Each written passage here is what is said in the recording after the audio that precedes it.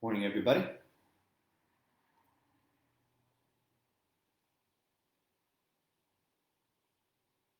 Let me get situated here.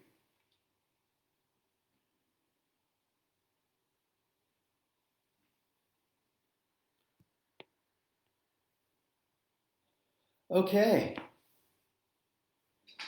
it's good to be back. Hello, C3 community. I missed you the last couple of weeks. It's good to be back in the broadcasting chair out on my porch in Ada, Michigan. So, welcome to C3. Let me know you're here. I'd love to see your comments as we get going. It was nice to have a couple of Sundays off, and I hope you got to hear our guest teachers. If not, go back to our Facebook page, C3 West Michigan, or look on our website.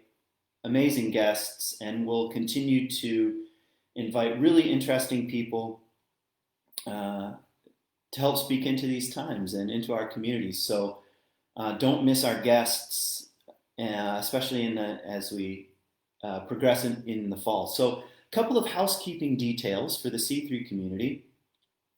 Next week, so a week from today, we're going to gather in the park at 1 o'clock in Grand Haven, right across the street from the community center where we typically gather. So we will still have our Facebook Live uh, teaching and followed by the music, as always. Um, but then we'll gather 1 o'clock sort of as a kind of talk back, informal get together. We'll just sit in small circles, bring your own chair, and just a chance to see one another and do a kind of face-to-face check-in. So if that's something you're comfortable with, we'll see you outside next Sunday. If the weather is horrible, we'll just push it off a week. So just keep reading the newsletter for details. That's the best way to stay informed. So today, I want to continue a series that I've been calling Stories to Live By. And my proclivity, of course, are ancient stories and biblical stories and myths. And one of the things I asked for from the broader community is send me stories that you know of. And I've received all kinds of really amazing ones. So you can keep that up. I'm continuing to kind of comb through what people are sending me. And I've been introduced to a lot of stories I've never heard before. So that's kind of exciting for me. And it's also a bit of a challenge, too. What's it like to encounter a story for the first time? You know, all my experience is in the biblical tradition and a little bit in the rabbinic tradition and Greek mythology and stories. Um, but beyond that, you know, I'm somewhat limited, and so it's really interesting to be sort of introduced to some new terrain. So keep them coming, keep sending me new stories.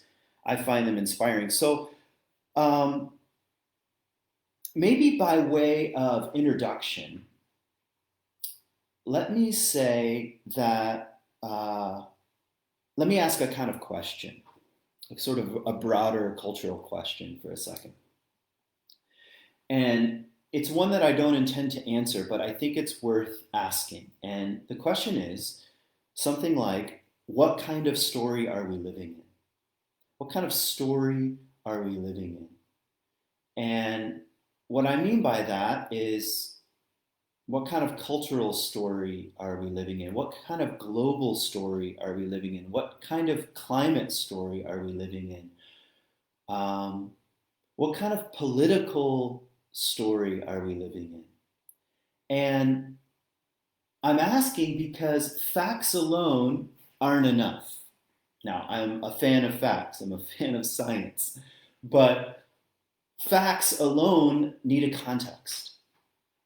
And with so much misinformation, and misinformation coming on the internet, and misinformation coming through mainstream media sources, and misinformation coming from the political sphere, and And even science, let's not call it misinformation, but science is an ongoing conversation, which is about the collecting of evidence and the reading through of evidence. And the story of science and even what we call facts change. It's true. That's part of the delight and the dance. And the question of what kind of story are we living in is the question of stepping back for a moment. What are the patterns? What's really going on? Who are the voices that are contributing to the story or stories that we find ourselves in? It's an important question to ask, probably more than to answer. But I wanted to begin by, I don't know, maybe with a kind of challenge to think about this week. What kind of story do we find ourselves in? So that's number one.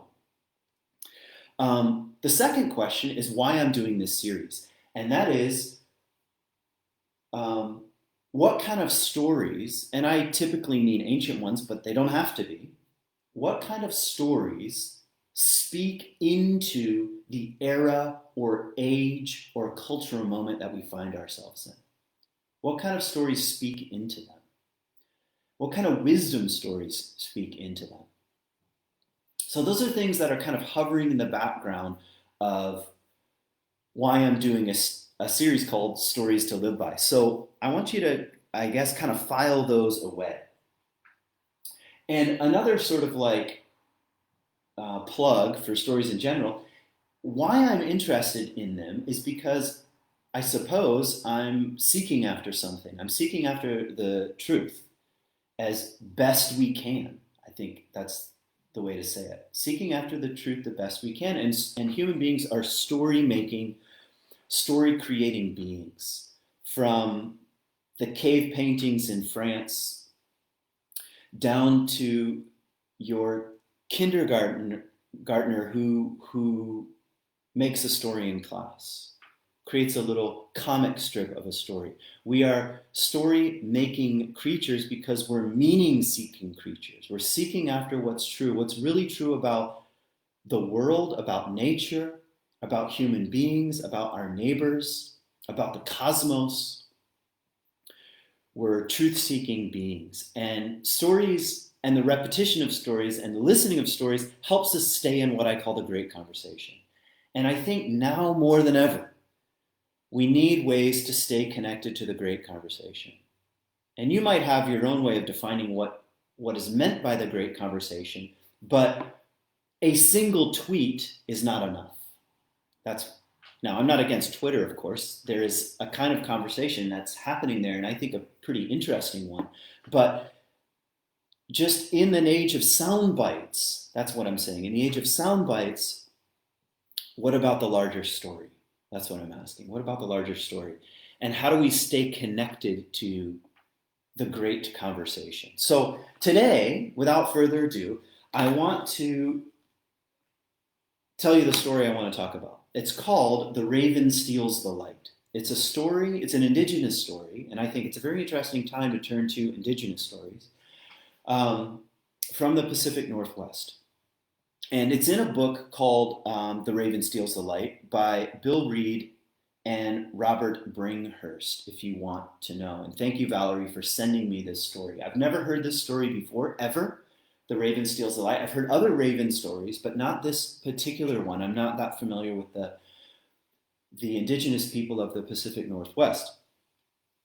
So it's kind of exciting to bump into a new story, and it's a creation story of all things.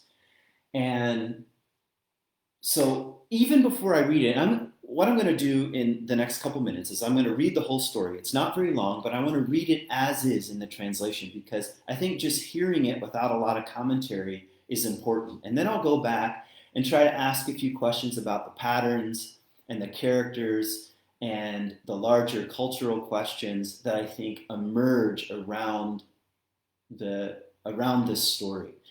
But maybe I ought to say from the beginning, what is a creation story? Or ask, what is a creation story? And I think one of the things that modern people, Western people, are slightly confused by is we hear ancient creation stories and we think, oh, they're trying to explain how the world came into being. It's the early form of science, we sometimes think. And I beg to differ. I don't exactly think that's why every culture on the planet came up with creation stories. It's maybe part of the reason, but I think in a much less scientific way. I think creation stories are meant to answer the question, one of the questions it's meant to ask is, what is the nature of human consciousness? Because it's human consciousness that is awakening to the world as it is that is interesting to ancient people. What does it mean to be a human being? What does it mean to be a human being that's fully alive? What does it mean to be a human being that's conscious of nature? What does it mean to be a human being that's conscious of good and evil? What does it mean to be a human being that's conscious of chaos and order and masculine and feminine? In other words, the poles and the paradoxes between life and death, mortality, impermanence. That is the dawning or the awakening of human consciousness. And I'd like to make a broad statement, and that is, I think most creation stories are about the awakening of consciousness. And you could even say the expansion of consciousness from less conscious to more conscious, if you want to put it that way. So I want you to hear that kind of in the background. I know consciousness is a fancy term. I mean, people are always talking about, at least in the circles that I float in, consciousness and the evolution of consciousness. And it sounds super spiritual and fancy, but I mean it in a less fancy way. I mean it something like awakening, conscious awakening. Consciousness is simply who we think we are. And what we know, if you want to put it in the most simple sense. And human beings have always said that is something that grows. You can be less conscious or you can be more conscious. And I think creation stories are meant to take us into that kind of conversation. So, okay, the raven steals the light. That's where we're going today. The translation is from Bill Reed and Robert Bringhurst. So I'll read the story in a kind of straight ahead fashion. Before the great flood had covered the earth and receded, before the animals walked the earth, or the trees covered the land, or the birds flew between the trees, even before the fish and the whales and the seals swam in the sea, an old man lived in a house on the bank of a river with his only child, a daughter. Whether she was beautiful as hemlock fronds against a spring sky at sunrise, or as ugly as a sea snail or a sea slug, it doesn't really matter. It doesn't really matter very much for this story because most of the story takes place in the dark. So before there was anything, there was an old man who lived by the river with his daughter, and he wasn't sure if she was beautiful or ugly. Because at that time, the whole world was dark, inky, pitchy, all-consuming dark, blacker than 1,000 stormy winter midnights, blacker than anything anywhere has ever been since. The reason for all this blackness has to do with the old man in the house by the river.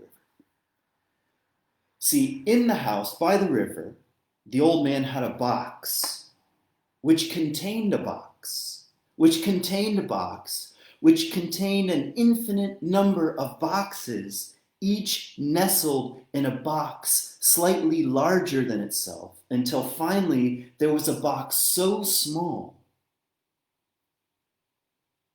it could contain all the light in the universe.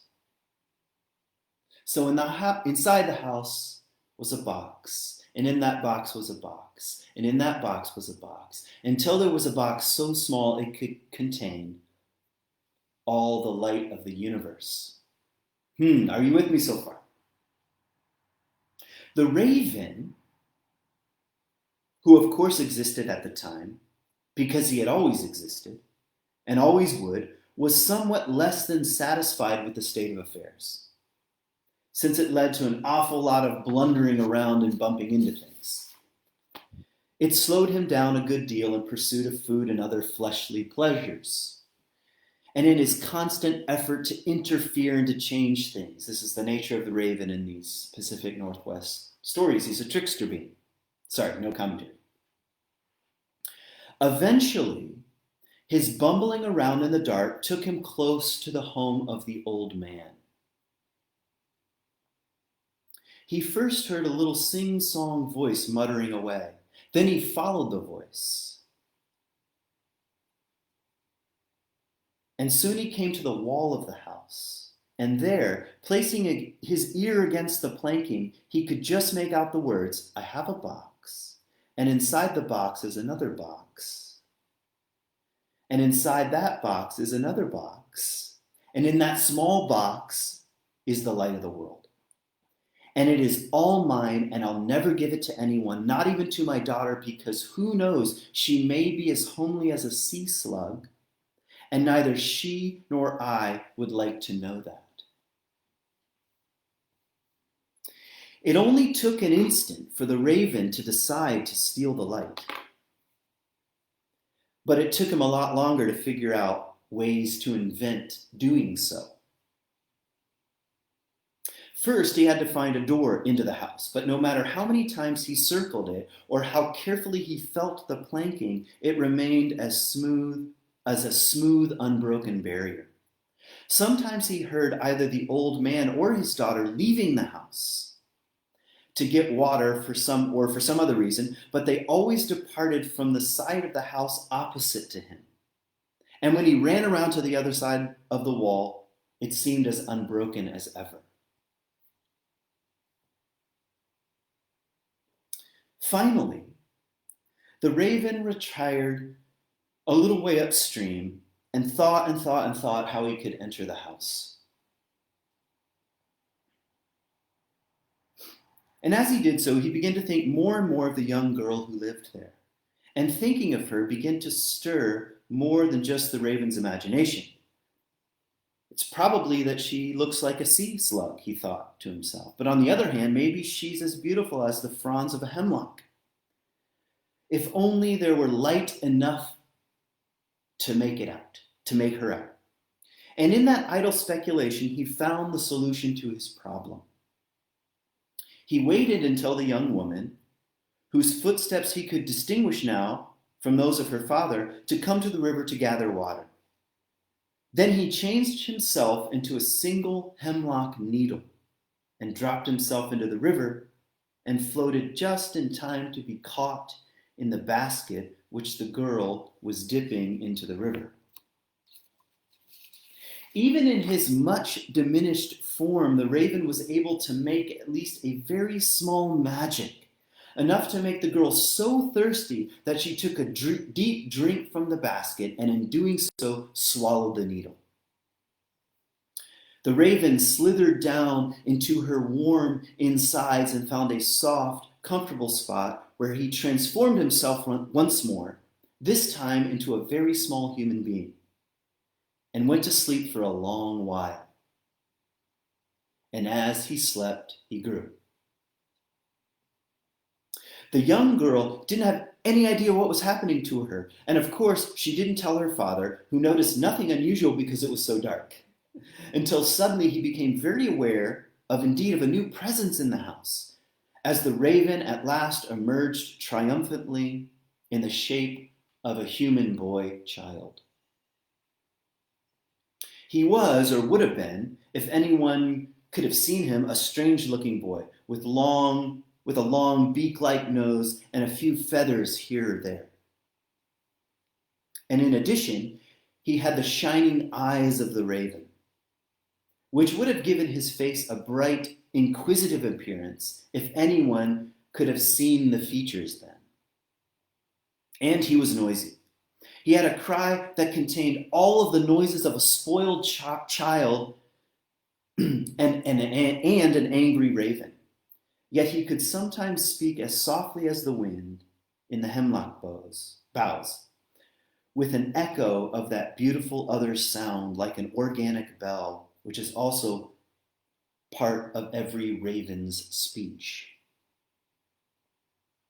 At times, like that of his grandfather, grew to love this strange new member of the household and spent many hours playing with him, making toys and inventing games for him. So now the grandfather figure begins to play with this raven boy child. As he gained more and more of the affection and confidence of the old man, the raven felt more intently around the house, trying to find out where the light was hidden. After much exploration, he was convinced it was kept in the big box which stood in the corner of the house. One day he cautiously lifted the lid, but of course could see nothing, and all he could feel was another box. His grandfather, however, heard his precious treasure chest being disturbed, and he dealt very harshly with the would-be thief, threatening dire punishment if the raven child ever touched the box again.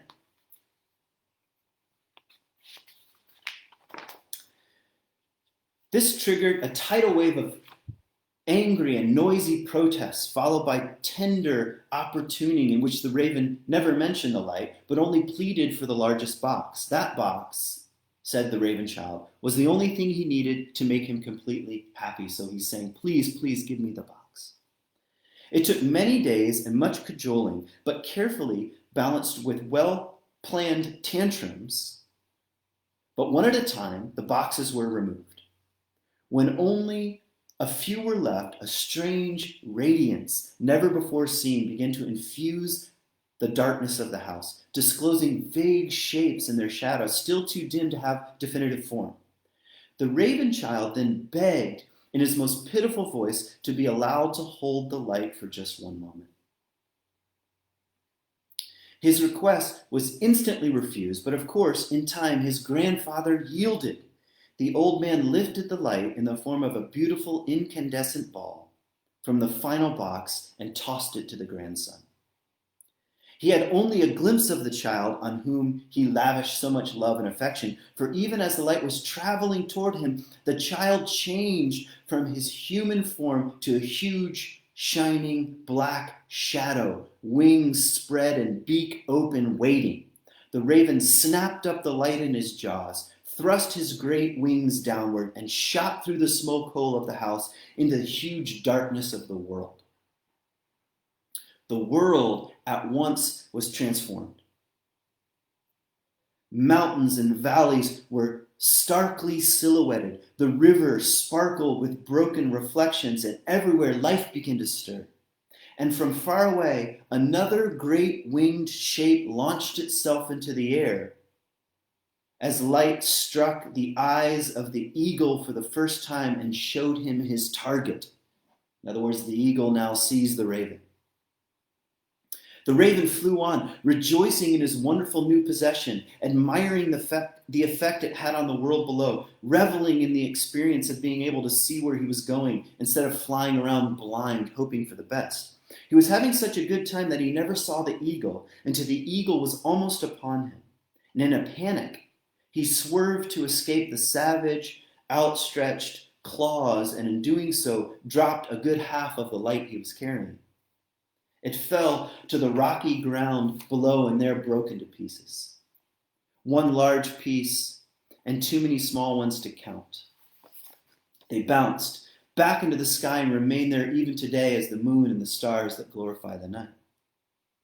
The eagle pursued the raven beyond the rim of the world, and there, exhausted by long chase, the raven finally let go of his last piece of light, out beyond the rim of the world. It floated gently on the clouds and started up over the mountains lying to the east.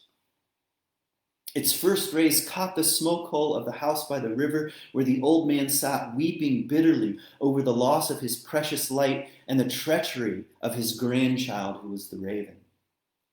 But as the light reached in, he looked up for the first time and saw his daughter, who had been quietly sitting there the whole time, completely bewildered by the rush of events. The old man saw that she was beautiful as the fronds of the hemlock against the spring sky at sunrise, and you begin to feel a little bit better. So, friends,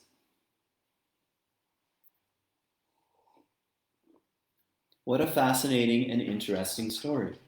The raven steals the light.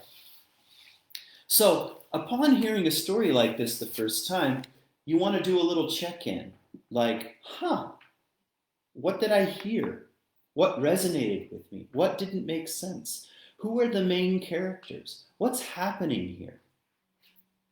Where are points of resistance in the story? What am I resistant to? These are all sort of the way the stories begin to work on us a bit. So what I want to try to do is talk about each of the characters. Mainly the father, the daughter, the raven, the river, and sort of the light-dark dynamic as a kind of character in and of itself. And I'll try to draw out a few questions. So first of all, let me just make sure the Facebook Live is still going. It sort of paused on my end, but it sometimes does this, and turns out it's still going. So it's kind of it's been giving me problems the last couple of weeks. So give me a thumbs up, or those of you who know me, send me a text and let me know if Facebook is still working. Thanks. So maybe the first thing I want to say here, in terms of question, is that the story begins in darkness, which gives us a little bit of a clue or a hint. And the clue or the hint is that for any new thing to be born in the world, a certain amount of chaos and darkness is where it begins. So before the light of consciousness, before the light of something new breaks into the world feels dark and chaotic. And there's blindness, and there's fumbling around in the dark. And already you can begin to see why I was attracted to this story. If you think about what kind of world do we find ourselves in right now? Is it a world where there's a lot of clarity and consciousness and light, or is it a kind of place that feels dark, disordered, chaotic, where there's fumbling around, where you're not sure where the house is, this kind of thing? Yeah, it's more like that. So that's how creation stories, many of them, begin. And here we find the world in chaos. So the other thing that's interesting here is that the story opens with the main character of the father, which already raises archetypal questions like the archetypal father, the archetypal father energy in the world. And what's interesting is that he possesses something, but he's sort of greedy over it.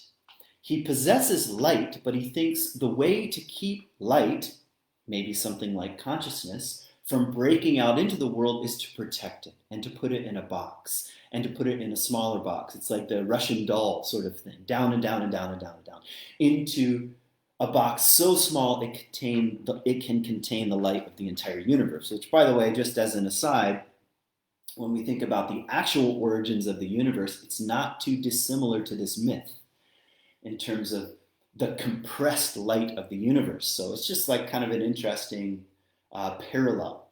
So kind of intuition in the psyche turns out to be scientifically the case. So that happens from time to time when you're dealing with ancient myths and stories. In any case, what's interesting is that the old man, as a symbol of tradition, as a symbol of father, is somewhat greedy and closed. I know what to do with the tradition. I know what to do with wisdom. I know what to do with light. Lock it away. And what's interesting is the story tells us that he's unable then to distinguish between what's beautiful and what's ugly. So by keeping it to himself and locked away, he can't even tell if his daughter is as beautiful as a hemlock or as ugly as a sea slug. So just kind of an interesting image. So So you could even ask at this point, what's the point of keeping light locked away? What happens to one's psyche or the culture if you're circling the wagons and trying to protect something? I think is a bit of the image here. So that brings us to character number 2, the daughter, which, like many ancient stories, young woman, virgin, daughter, is a major character, especially in creation-oriented stories. And we could say there's a conversation happening between the daughter as a kind of innocent virgin and the possibility of becoming the mother of all things, or the great mother, or giving birth to, in this case, light and consciousness to the raven, to the possibility of the new world, and there's tension. So she might not even know if she's beautiful or ugly. She doesn't have access to light. She doesn't have access to consciousness. She's fumbling around just like her father in the dark. And the father's trying to protect her from bumping into the light of consciousness, which, by the way, might suggest something of a dynamic between the archetypal father and the archetypal daughter. Maybe it's something like, a psychological insight would be something like, fathers don't want their daughters to grow up. They want them to remain little girls and not bump into the light of consciousness, because if that happens, the whole world might come to life. The whole creation might come alive. So there's a kind of maybe immature instinct to keep that contained. So in any case, what happens with the daughter is she of course drinks the pine needle by going down to the river and becoming thirsty. And I want to give a little suggestion here that I see in this, that the story might be suggesting something like this. If consciousness is to grow in the world, something like deep desire has to awaken. And desire is something that the culture is afraid of, the old man is afraid of. What if his daughter begins to desire something, desire consciousness, desire knowledge, to become thirsty for something she doesn't yet have? And that thirst is what overwhelms her, so that she takes a drink of the water and ends up, meanwhile, swallowing a needle of the hemlock, which is the raven. And the needle of the hemlock goes down into her being and begins to grow. The possibility of new life begins to grow in the womb of consciousness. And that begins with desire. And desire is something that's dangerous and necessary for the breaking out of consciousness, we could say. So she accidentally drinks the hemlock needle and gives birth in the house to this raven boy child, something like that. So maybe just a few comments on raven. So we've talked about the old man. We've talked a bit about the daughter figure. The raven, of course, is very well known in the Pacific Northwest as a kind of trickster animal. Like in the Lakota stories, you have the coyote or the fox. And even in ancient literature, Greek literature, Mesopotamian literature, the coyote and the fox are kind of like little trickster beings. They like to meddle with the world, which tells you something. So if you have light and darkness, if you have chaos and order, there's this kind of third thing that emerges, which plays with both, which is a kind of troublemaker. It's like, how do you bring light and darkness together would be a sort of question. Well, a little trickery might be needed. So Raven shows up on the scene, transforms himself into the hemlock needle, goes into the womb, is birthed into the house, and then begins to play a game with the old man. And the game is kind of like being a whiny toddler. Give me what I want. I just want a box. I just want one box. That's all I need.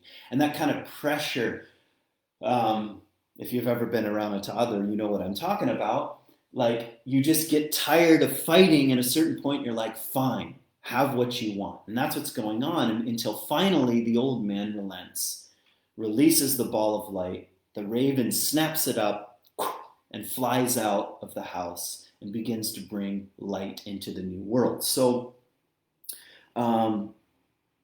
maybe a question here that I'd like to ask at this point is, what kind of raven trickster energies are needed right now? Because everything right now feels black and white. Like the whole world is being divided up in a kind of dualistic way. The right and the left are the symbolic images of what's happening all over the place, dividing, dividing, dividing. And the raven gets kind of right in the middle of that, playing with both, playing with darkness and playing with light, and playing with the dance between the two, bringing consciousness, but kind of in a trickster humor way. Like you've heard me speak about comedians before. Why do we need comedians? Why do we need freedom of speech, by the way? We need freedom of speech because, and to be fierce defenders of freedom of speech, in my opinion at least, is because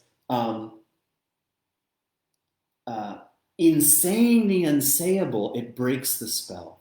That's what comedians do. They say the unsayable. They say the thing you're actually thinking, and it breaks the spell. The shadow elements of who we are, the things we would never admit in public, we would never admit on our Facebook page, the comedian, the raven, the trickster, throws it in and plays a little game with us and forces us to laugh at the thing we can't admit, and it breaks the spell. We then have the possibility of integrating these opposites, the right and the left, tradition, innovation. It's that kind of trickster energy that meddles with things that's sort of needed in the world right now. Do not silence the comedians or we'll all go insane. Okay. Maybe what else could I say about the raven? We've talked about the old man. We've talked about the daughter. We've talked a bit about the raven.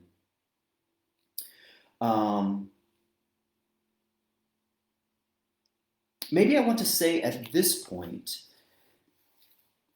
just as kind of an aside,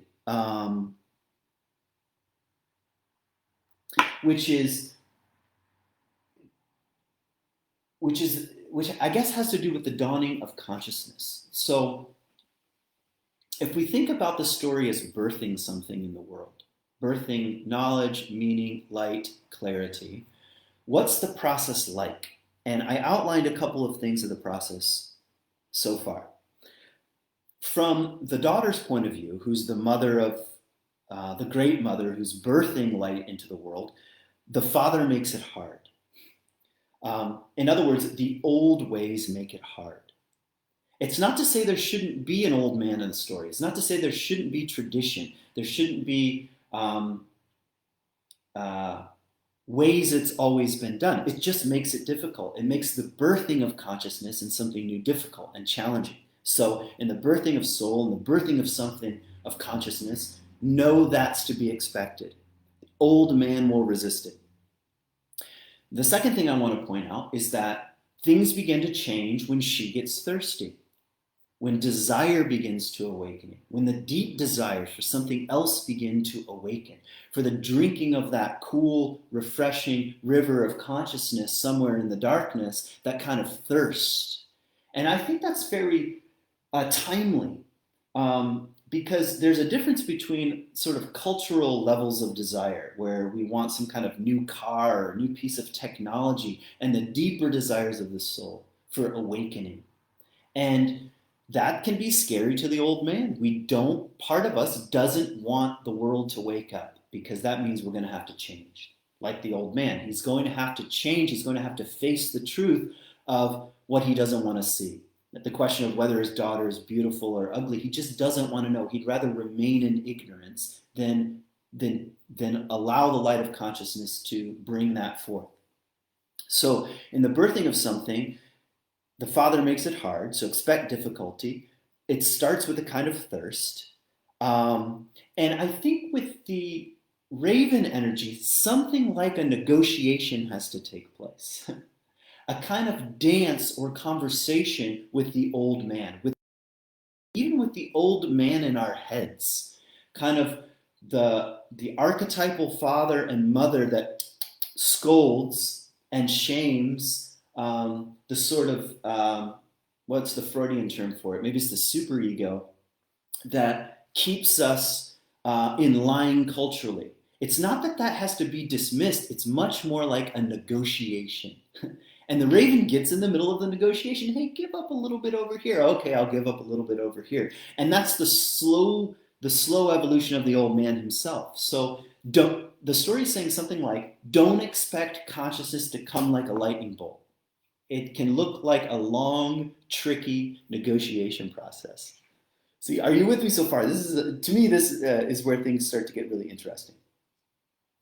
The other thing that I think I want to point out, and then I kind of feel like I need to wind down. I realize I could talk about this for about 3 hours. So, but I want to hand it over to the musician here. So, the other thing that I want to point out is that light, as light, or what I'm calling consciousness, begins to appear, expect it to happen slowly. Like, that's the awakening in the house. A little bit of light begins, and you begin to see some shadows. A little bit of light begins to break out. And even when the raven begins to fly across the earth sort of slowly starts to light up. And I think that's the ancient way of saying change happens slowly. Evolution happens slowly. And right now we need a massive shift in evolution in consciousness when it comes to what does it mean to be an American? What does it mean to be a global citizen? And I'm sorry, but the ancient stories say these things take time. They take negotiation, they take conversation, they take a bit of trial and error. And the final thing I want to end with is the notion of the raven. So what happens is the raven swallows the light and flies out across the earth. And you think that's the end of the story. You think, wow. And if you think about an awakening, like a kind of spiritual awakening, you think, oh, the point is to fly. And here I am soaring out. I've left my father. I've left the house. Consciousness is born into the world. And I'm beginning to see the landscape, the ocean and the trees and the rivers and the salmon down below. And here I am flying. And light is my possession. You see, that's already the mistake of the old man. The old man thought the light is my possession. I have to keep it safe. And the raven is doing something like that. Thus, the eagle is leashed out onto the world who comes hunting after raven. And raven has to avoid him at the last minute, dropping the rest of the light, which then scatters out across the earth. And I think the story is ending by saying, whatever measure of consciousness you've been gifted to stumble into in your own process of evolution, whatever awakening you have experienced, are experiencing, it's not for your private consumption. It's not that you stare at your navel in yoga class and call it enlightenment. It's not a privatized spiritual life. It's not a privatized evolution of consciousness. In fact, it's to be given away. It cannot be held like this. It makes you blind. If the story were to repeat itself, the raven would become as blind as the old man. So to make it real, you have to give it away. You have to let the light drop from your beak and let it spill out across the earth and do what it's going to do. So that's what I wanted to share with you today. Thank you for listening. Thank you for listening to this ancient indigenous story. We need indigenous voices right now as part of the cultural conversation. They were here before any of us, at least white people, stumbled onto the shores of what we now call the United States. So let's be in conversation with some broader voices. I want to thank you for joining C3, being a part of C3. Thank you for giving to C3 and helping us stay alive during this kind of crazy time of chaos and darkness where we're feeling our way in the dark. I think it matters. You can continue to support us online by making a contribution. You can look on our website or look on the link in the Facebook comments. I just want to say thank you, thank you. I look forward to seeing at least some of you in the flesh next week for a little afternoon gathering at 1 o'clock in Grand Haven. Peace. Thanks for listening. Have a good one.